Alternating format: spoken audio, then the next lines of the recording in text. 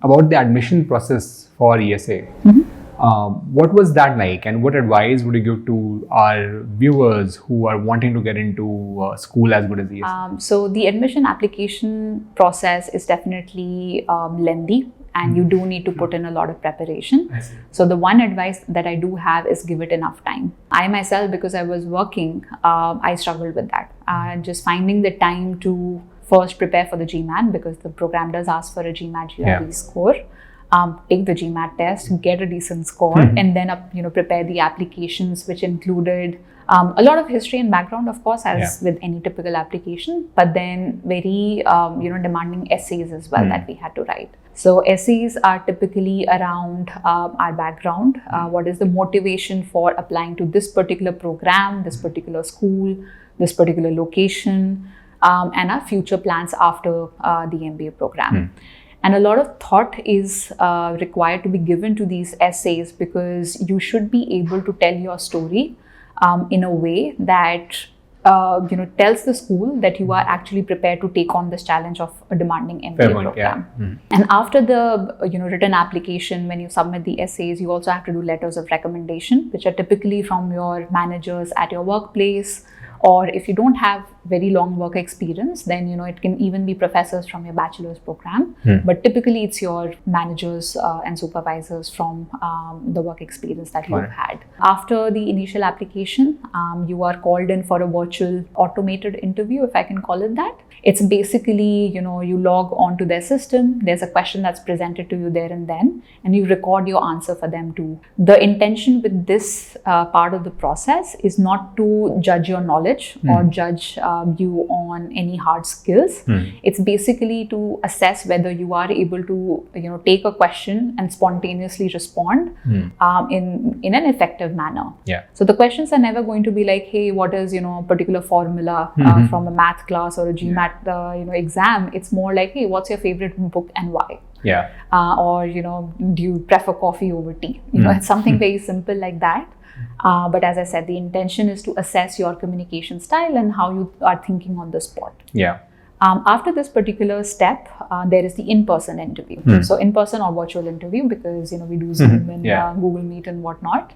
That is the real interview, where they are digging deeper into your application, trying to understand your motivations a bit better, really questioning on whether the school and the program is the right fit for you or not. And that is where I think a lot of preparation is needed, because in a spontaneous conversation, you should be able to bring in the right kind of examples or anecdotes from your experience to then strengthen your application. In my own personal interview at ESA, another important thing that I was asked is, hey, so you have good plans, like you are thinking that you will do XYZ after the MBA program, but what happens if that doesn't work out? And how comfortable you are with failing after an MBA program. And failure can be a different definition for different people. And it could also mean that, hey, you moved abroad, you spent a lot of money in euros, dollars, whatever it is, and then you don't get a good job abroad. You have to return to India.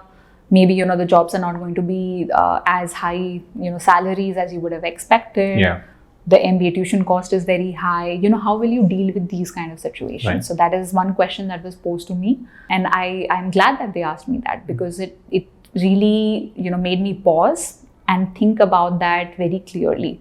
Am I really going to be okay with failing afterwards? Am I really going to be okay moving back to India and starting all over again? Am I going to be okay with, the massive loan that I have to take out to finance my MBA program?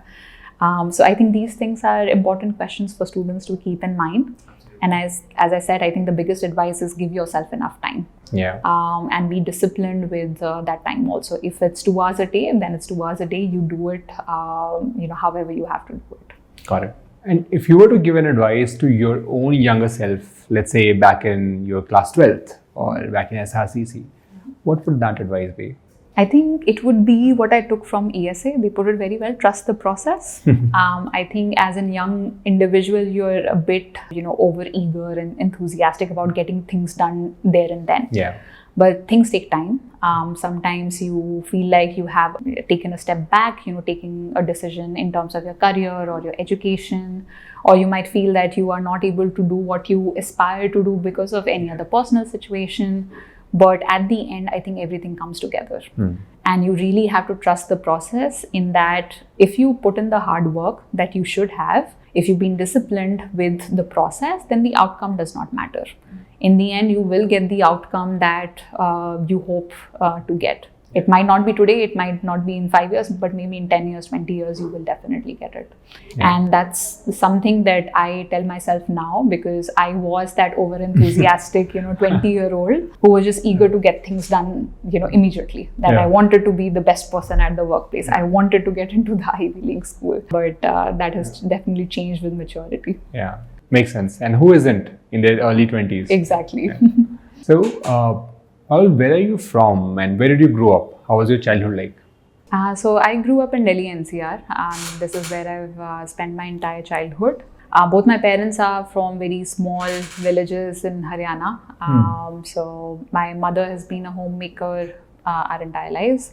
And my father, he joined the Air Force when he was 16, funded his own education, did his own bachelor's, master's. He is a CFA as well, and he used really education to change his career and our lives. And I really thank him for that, because managing a wife and 2 young kids and still preparing for CFA, clearing that was definitely not easy. I can understand that now. So he started off as a professor and has had a career in education for decades now. He's leading universities. So I've really learned from both my parents in that sense. Growing up, I was never questioned about percentages or ranks. So I do not remember any point in my childhood that my parents said that, hey, why did you not get a 90%, or why were you not ranked 1, 2, 3, 4? But they did question me on my hard work and my discipline, right? So if I had 3 days to prepare for an exam, they made sure I prepared in those 3 days. If I was giving it my best shot, if I was putting in the work that was required, then the outcome did not matter. And I think that sort of upbringing is what really helped me prepare for everything. So whether it was the 12th boards, it was SRCC, it was applying to the summer school, working at Deloitte, and then ultimately going to the MBA program. I think that one thing is that definitely comes from my childhood. Yeah, and just to paraphrase that, I think that itself is another very important piece of advice for our viewers, is that focus on the inputs. Yes. Outputs will follow, and it's there in Gita as well. And but it really does strike true in so many forms and fashions. Yes, no, I absolutely agree. And I think, tying it back, as I said, give yourself enough time. Don't feel like you have to get things done today.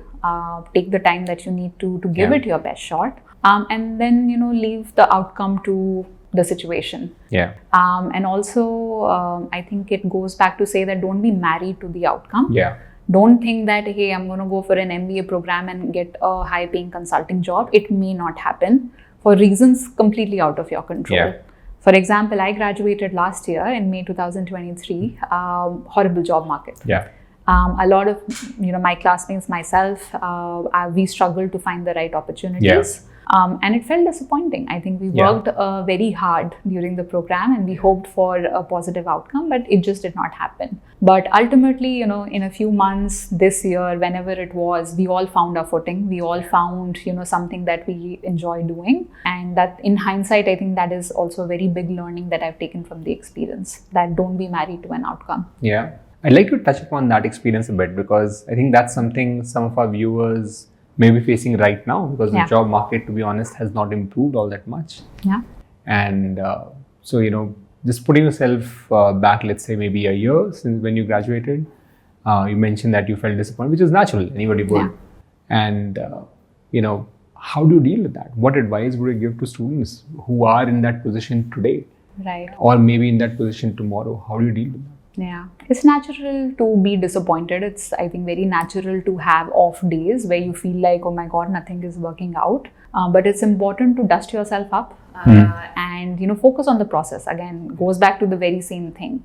Have a structure around your job hunting process. So think about the companies you want to target, the positions you want to target, list them down, follow them religiously, whether it's on LinkedIn or their own, company websites. And think about reaching out to people who are already doing the work that you want to do. Yeah. I think a lot of students shy away from sending a cold message to especially people in higher positions. Yeah.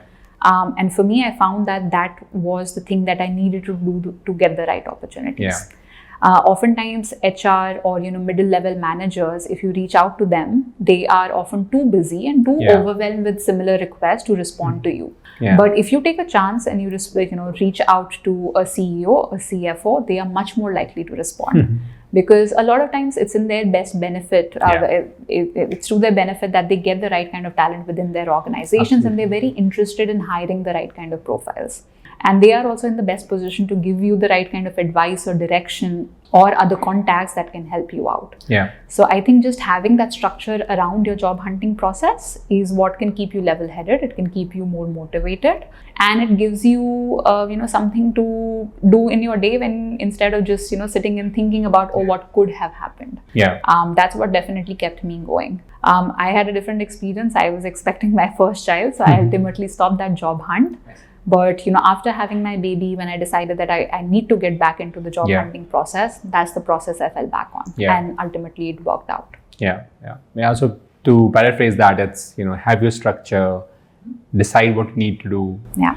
Don't be disappointed, or rather be disappointed, but don't let that stop you from putting the efforts that you've decided in the direction that you've decided. Yes. And also, I think there are different ways to achieve your goals. So again, don't be so, strict on that I have to get a particular position. Yeah.